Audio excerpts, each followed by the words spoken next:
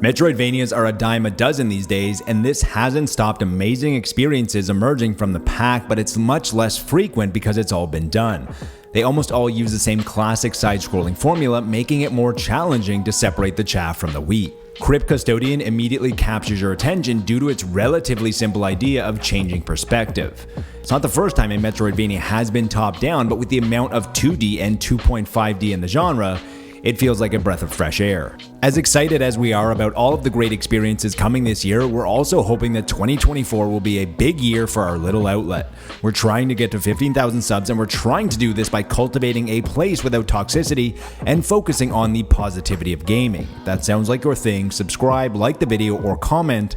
All or any of those will help us reach our goals, and as always, be nice to your fellow gamer, but more importantly, be nice to your fellow human. With the visual aesthetic, controls, and atmosphere, it feels reminiscent of Hyper Light Drifter, which was one of my favorite games of the past decade due to how personal and immersive it felt. In my short time with Crypt Custodian, it is indicated that it will also resonate on a similar level. Crypt Custodian manages to resonate on a much deeper level than I was expecting. After all, the game is about a cat who is sentenced to clean up the underworld in the afterlife. Ernest Hemingway once said, "A cat has absolute emotional honesty." And it was this emotional honesty in the writing that caught me off guard. In a very short period of time, characters are given depth, but the amount of laughs that I also had during the demo was very surprising, and I can't wait to see how these characters evolve. The change in perspective is much more than just a visual difference, as it allows the developer more freedom. When speaking with Kyle Thompson, developer of Crypt Custodian, I was told that the change allows for new mechanics and abilities that aren't possible using the classic side-scrolling formula.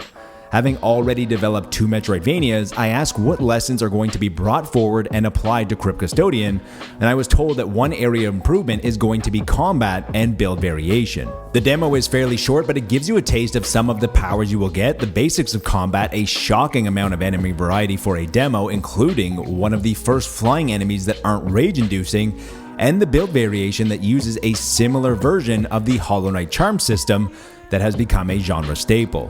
Each enemy type had a different attack pattern to learn. Most are fairly simple, but there are areas that are blocked by combat rooms which were fun and challenging.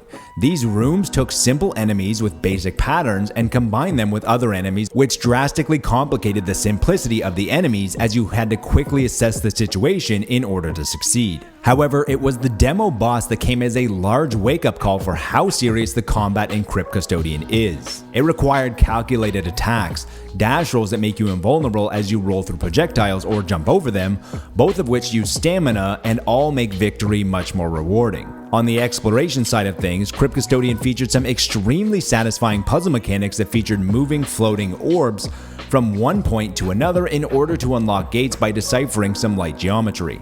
Not only are these puzzles satisfying, but they are extremely well optimized as they zoom out seamlessly to show you the big picture and then zoom back in as you exit the area. I'm excited to see how these puzzles will progress throughout, but one slight issue about these puzzles is that the walls that you need to bounce the orbs off of aren't always immediately recognizable. There were some minor issues that I had with Crypt Custodian that might be changed by the time it releases later this year, including the lack of health and some map UI. You only have a few hearts, and the only way in the demo to restore them is to reach a save point. Smashing every single vase and jar I saw resulted in nothing but broken ceramics.